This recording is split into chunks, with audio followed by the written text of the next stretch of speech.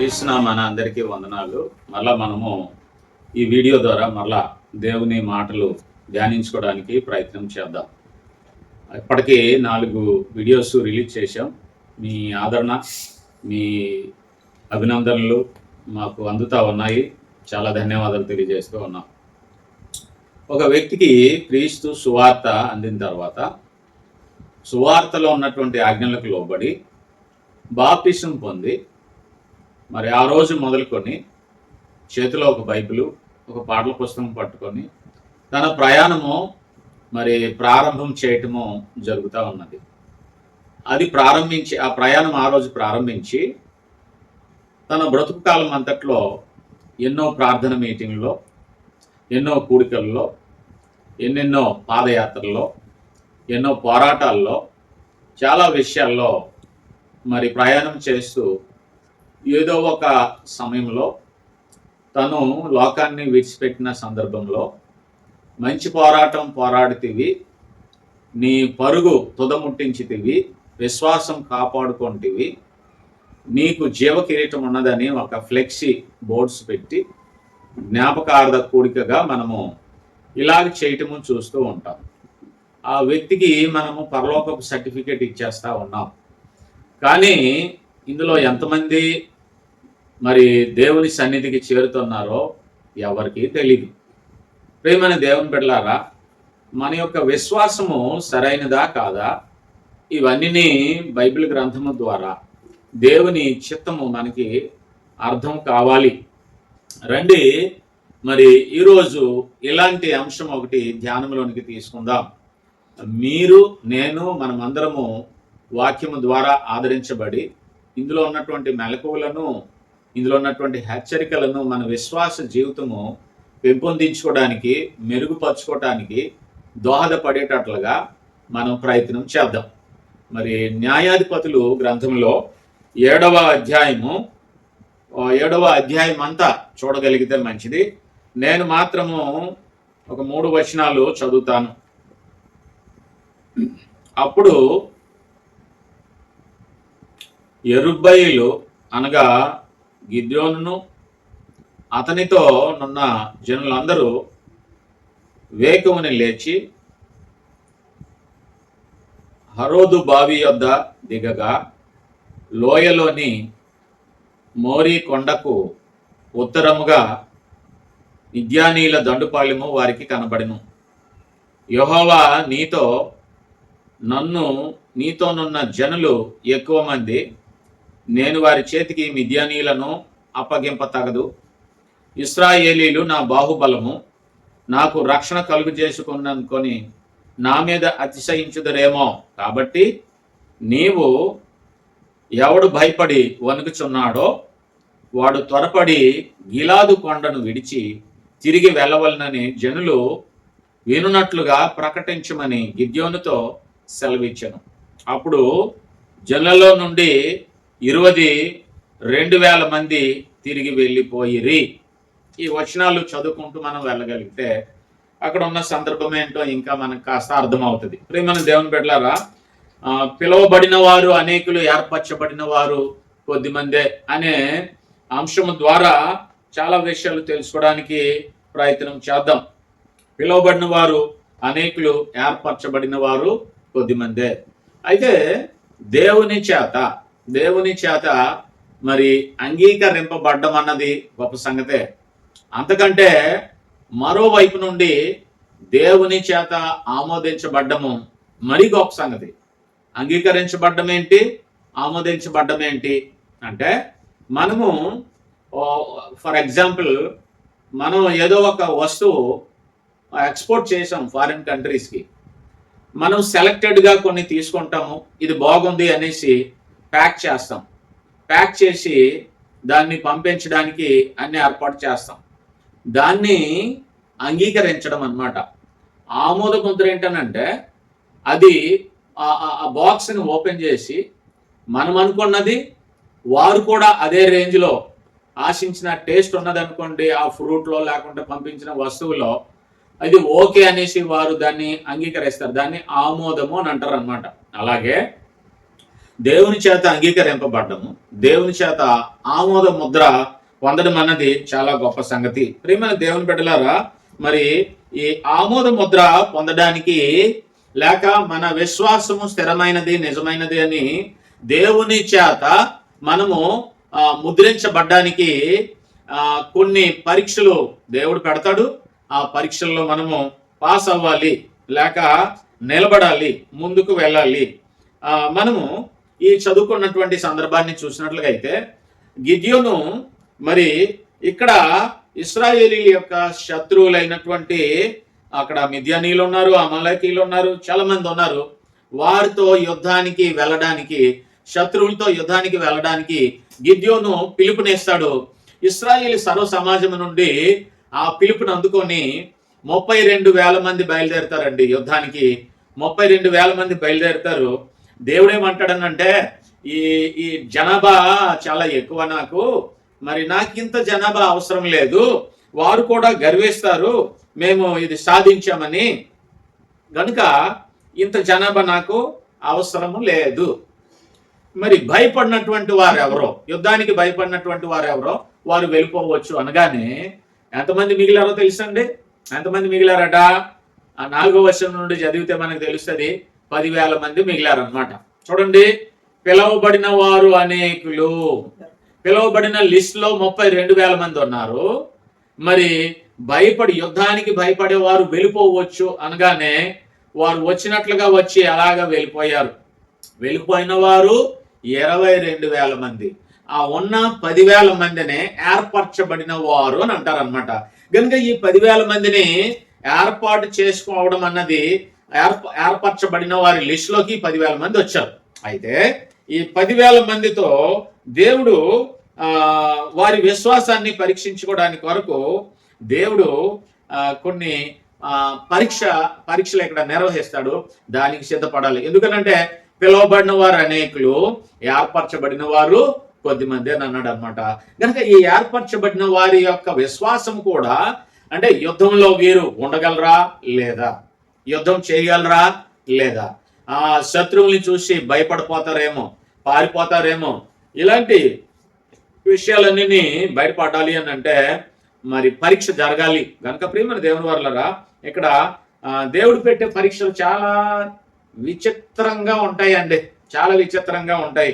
ఇక్కడ దేవుడు ఒక పరీక్ష పెడుతున్నాడు. చూడండి ఎలాంటి పరీక్ష పెడుతున్నాడు అంటే, 10,000 మంది ఉన్నారు కదా, ఈ 10,000 మందికి చిన్న పరీక్ష పెట్టాడు. ఆ పరీక్ష ఏంటంటే, వారిని కింద ఉన్నటువంటి ఆ వాగులోనికి పంపించి దాహానికి నీరు తాగమని దేవుడు సెలవిస్తాడు. అయితే అందులోనికి దిగినటువంటి వారందరూ, వాగులోనికి దిగినటువంటి వారందరూ నీరు ఎలాగ తాగుతున్నారో నువ్వు పరిశీలించు. వారు మరి మోకరించి నీరు ఇలాగ చేతులతో అందుకొని తాగుతూ ఉన్నారా, లేకుంటే కుక్క నాలుగుతో గతికినట్లుగా తాగుతున్నారా నిల్చొని అనేసి దేవుడు టెస్ట్ పెట్టాడు అనమాట. నిజానికి ఈ 10,000 మందికి కూడా తెలియదు దేవుడు టెస్ట్ పెడుతున్నాడు, అందులో ఇది ఒక భాగం అన్న సంగతి కూడా తెలియదు. అయితే దీంట్లోని ఈ 10,000 మంది దిగారు. అందులోని ఎవరైతే దేవుడు చెప్పిన రీతిలోని వారు కుక్కలాగా మరి నాలుగుతో గతికినట్లుగా నీళ్ళు తాగుతున్నారో వారిని సపరేట్ చేయమన్నాడు. మోకరించి మరి నీళ్ళు ఎవరైతే తాగుతున్నారో వారిని సపరేట్ చేయమన్నాడు. మిగిలిన వారు ఎంతమంది తెలుసండి? వేరు చేయగా 9,700 మంది వారు అందులో నుండి మరి ఈ టెస్ట్ లో ఫెయిల్ అయిపోయారు అనమాట. ఫెయిల్ అయిపోయారు. ఎందుకనంటే వీరు యుద్ధానికి వెళ్ళాలి. యుద్ధం అయిపోయిన తర్వాత, మా పని ముగించబడిన తర్వాతే వారు కూర్చోవచ్చు, మోకరించవచ్చు, ఏ రీతిగా రిలాక్స్ అయిపోవచ్చు. కానీ ఇక్కడ ఏం జరుగుతున్నది అంటే, యుద్ధానికి ఇంకా వెళ్ళలేదు. యుద్ధానికి వారు ఇంకా వెళ్ళలేదు. వారు యుద్ధానికి వెళ్లే ముందు ఈ చిన్న టెస్ట్ వారు గుర్తించలేకపోయారు, వారు గమనించలేకపోయారు. అందుకు మరి 300 మంది మాత్రమే వారు ఈ టెస్ట్ లో పాస్ అయ్యారనమాట. ప్రియమైన దేవుని బిడ్డలారా, దేవుడు చిన్న చిన్న పరీక్షలు పెడుతూ ఉంటాడు అనమాట. నీళ్ళు తాగడం ఒక పరీక్షనండి. కూర్చుంటే ఏంటి, నిల్చుంటే ఏంటి, ఒంగోనెలకు దోచులతో తీసి తాగితే ఏంటి, ఇదొక పరీక్ష. అవును, ఇదొక పరీక్ష మాత్రం. ప్రియమైనటువంటి దేవుని బిడ్డలారా, ఇందులోని వారి విశ్వాసము పరీక్షించాడు. 300 మంది వారు పాస్ అయ్యారు, వీరితో నేను యుద్ధం చేయబోతున్నాను, నాకు వీరే చాలు అని అంటాడు అనమాట దేవుడు. వీరు సరిపోతారని అంటాడు. ఇందులోని మరి మనం గమనించినట్లుగా అయితే ఏ లిస్టులో మీరు ఉన్నారో ఒక ప్రశ్న మీకు అడగాలని నేను ఆశపడుతున్నాను. పిలువబడిన వారు 32,000 మంది, ఆ లిస్టులో ఉన్నారా మీరు? ఏర్పరచబడిన వారు 10,000 మంది, ఆ లిస్టులో ఉన్నారా మీరు? లేకుంటే మరి విశ్వాసులు అని నిరూపించబడ్డారనమాట, లేక యుద్ధానికి వీళ్ళు సమర్థవంతులు అనేసి వారి విశ్వాసము పరీక్షింపబడింది, పరీక్షలో నిలబడ్డారు, ఈ లిస్టులో మీరు ఉన్నారా అంటే పిలువబడినటువంటి వారి లిస్టులో ఉన్నారా, ఏర్పరచబడిన వారి లిస్టులో ఉన్నారా, విశ్వాసులు అని ఆమోద ముద్ర వేసే లిస్టులో మీరు ఉన్నారా? ఒకసారి పరీక్షించుకోవాలి. ప్రియమైనటువంటి దేవుని బిడ్డలారా, ప్రభువుని నమ్ముకోవడం గొప్ప సంగతే, సువార్తకి మనం రెస్పాండ్ అవ్వడం గొప్ప సంగతే, తమిళేరి రావడము, మరి వాక్యం వినడము, మారుమనసు పొందడం, బాప్తిసం పొందడము గొప్ప సంగతే. చాలా మంది ఆతృతతోని వారి ప్రయాణం ప్రారంభిస్తారు.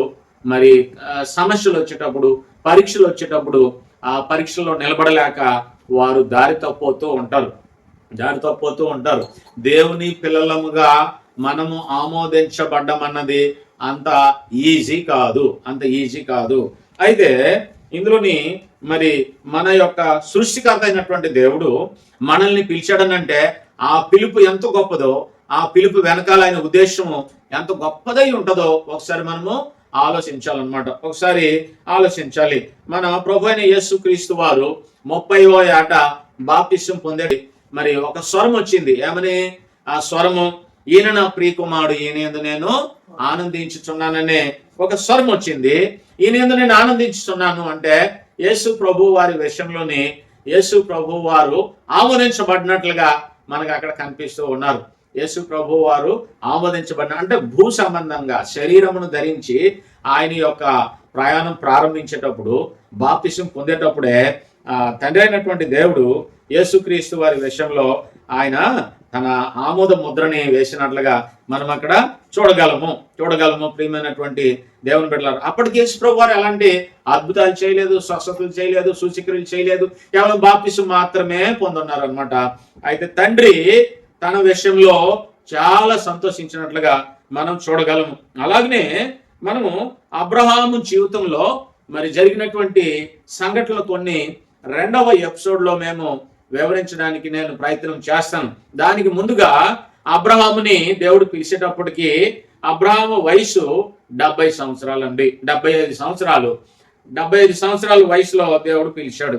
అయితే మరి అబ్రహాముకి 125 సంవత్సరమున దేవుడు ఒక మాట సెలవిస్తూ ఉన్నాడు. ఆ మాట చదివి ముగించడానికి ప్రయత్నం చేద్దాం. ఆదికాండము 22:12వ వచనంలోని మనం చూసినట్లుగా అయితే, ఆదికాండము 22:12వ వచనంలో మనం గమనించినట్లుగా అయితే, అప్పుడు ఆయన ఆ చిన్నవాని మీద చెయ్యి వేయకము, అతని నేమియు చేయకము, నీకు ఒక్కడై ఉన్న నీ కుమారుని నాకియ్య వెనుతీయలేదు గనుక నీవు దేవునికి భయపడువాడు అని ఇందువలన నాకు కనబడుచున్నదనెను. ఇది దేవుడిచ్చే సర్టిఫికేట్ అండి. దేవునికి భయపడేవాడివి నీవు అబ్రహాము అనేసి ఆమోద ముద్ర దేవుడు వేస్తున్నాడు అనమాట. ఆమోద ముద్ర వేయించుకోవడానికి 50 సంవత్సరాలు పట్టింది. అబ్రహాము యొక్క సుదీర్ఘమైనటువంటి ప్రయాణంలో విశ్వాసులకు తండ్రి అయినటువంటి అబ్రహాముకి ఇంత పెద్ద జర్నీలోని ఆయన ఎన్ని ఆటుపోట్లు, ఎన్ని ఎదురు దెబ్బలు, ఎన్ని పరీక్షల్లో నిలబడ్డాడు, జయించాడు. గనుక ఆమోద ముద్ర వేసేటప్పటికి అబ్రహాముకి సుమారుగా 125 సంవత్సరాలు పట్టింది అనమాట. అబ్రహాముకి ఆ వయసు 125 సంవత్సరాలు అంటే 50 సంవత్సరాలు ఆయన విశ్వాసులకు తండ్రి అని పిలిపించుకోవడానికి అంత పెద్ద ప్రయాణం ఆయన చేశారు. అయితే ఈ అంశంలోని అబ్రహాము ఈ 50 సంవత్సరాల లోపు ఏ విషయాల్లో పరీక్షింపబడ్డాడో ఒక 3 సంగతులు వచ్చే ఎపిసోడ్లో చూడడానికి ప్రయత్నం చేద్దాం. దీంట్లో మనం ఈరోజు మనం నేర్చుకున్నటువంటి విషయం ఏంటి అని అంటే, పిలువబడిన వారు అనేకులు గాని ఏర్పరచబడిన వారు కొద్దిమందే. దేవుని చేత అంగీకరించబడ్డం వేరు, దేవుని చేత ఆమోదించబడ్డం వేరు. గనుక మనకి దేవుడు పెట్టే చిన్న చిన్న పరీక్షలు. ఇవాళ రేపు ఒక క్యాస్ట్ గురించి సమస్య వచ్చింది చూడండి. రిజర్వేషన్లు యేసు ప్రభుని నమ్ముకుంటే లేక చర్చికి వెళ్తే రిజర్వేషన్లు ఉండవన్న సంగతి మరి మరి ఎస్సీ ఎస్టీలకి ఒక రకమైనటువంటి దుఃఖకరమైనటువంటి వార్త ప్రభుత్వం రిలీజ్ చేసింది. ఓకే, ఇప్పుడు ఏమైంది? అందులోని మీరు ఎంత నమ్మకంగా దేవునితో ప్రయాణం చేస్తున్నారా లేదా అనేసి దేవుడు బహుశా పరీక్షించవచ్చు. ఆ రోజు 32,000 మంది పుటావుట్న బయలుదేరిపోయారు యుద్ధానికి.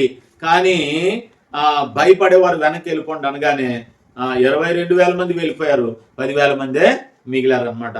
ఇంకా ఈ 10,000 మందిలో చిన్న టెస్ట్, నీరు తాగే చిన్న టెస్ట్ పెట్టాడు దేవుడు. ఆ టెస్ట్ లో కూడా 9,700 మంది ఫెయిల్ అయిపోయారనమాట. మన లైఫ్ లోని ఎవరికి ఎలాంటి పరీక్షలు ఎదురవుతాయో తెలియదు. కానీ దేవుని నమ్ముకున్న రోజు నుండి ప్రతి క్షణము నీవు దేవునితో ప్రయాణం చేస్తున్న సందర్భంలో ఆ సంగతి విషయమై ఎప్పటికప్పుడు నాకు ఇది పరీక్ష ఏమో, నేను విమర్శించట్లేదు, కొంతమంది రిజర్వేషన్కి సంబంధించినటువంటి చర్చిలో ఒక పేరు పెట్టుకుంటారు, అక్కడ రిజిస్టర్లో ఒక పేరు పెట్టుకుంటారు. నేను విమర్శించట్లేదు. కానీ ప్రియమైన దేవుని బిడ్డలారా, ప్రతి విషయంలో నమ్మకంగా ఉండాలి. యేసు ప్రభువు వారు మత్తయి సువార్తలో అంటాడు అనమాట 24వ అధ్యాయంలో, మరి శాస్త్రుల గురించి, పరిసయ్యుల గురించి, సద్దుకాయల గురించి చెప్తున్నాడు. ఏమని? మీరు పుదీనాలోను, సోపులోను, జీలకర్రలోను కౌంట్ చేసి 10వ భాగం ఇస్తారు, కానీ ఇవ్వాల్సినటువంటి ముఖ్యమైన విషయాల్లో మీరు ఎవరు అని అంటాడు అనమాట. నీ సమయము ఇచ్చే దాంట్లోని, నీ ధనం ఇచ్చే దాంట్లోని, నీ యొక్క ప్రతి విషయంలోని నీ విశ్వాసము దేవుడు పరీక్షిస్తాడు. ఎంత నమ్మకంగా ఆయనలో ప్రయాణం చేస్తున్నాం అన్నది చాలా అవసరమైన విషయము. పిలువబడే లిస్టులో రావడం పెద్ద కష్టమేం కాదు. సువార్త విని బాప్తిసం పొందడం పెద్ద కష్టం కాదు. అలాగే ఏర్పరచబడిన వారి లిస్టులో ఉండడం కూడా కష్టం కాదు. కానీ ఆమోద ముద్ర పొందడం అన్నది, మన విశ్వాసము నిజమైనదని దేవుని చేత ఆమోదించబడ్డం అన్నది గొప్ప సంగతి. గనక ప్రతి వారు దేవుని ఆమోద ముద్ర పొంది ఆయన యొక్క నిత్యత్వంలోనికి చేరాలని కోరుకుంటూ ఉన్నాము. ప్రతి క్షణం అనుక్షణము ఏ విషయంలో ఎటువైపు నుండి దేవుని యొక్క పరీక్ష నీ మీదకి వస్తుందో ఖచ్చితంగా నీవు మెలకువగా ఉండి, నీవు పిలువబడిన వారి లిస్టులో కాకుండా, ఏర్పరచబడిన వారి లిస్టులో కాకుండా ఆమోద ముద్ర వేయించుకునే లిస్టులో ఉండాలని కోరుకుంటూ ఈ ప్రసంగం ద్వారా దేవుని యొక్క ఆశీర్వాదాలు మీ మీదకి రావాలని కోరుకుంటూ ముగిస్తున్నాను. వందనాలు. Thank you.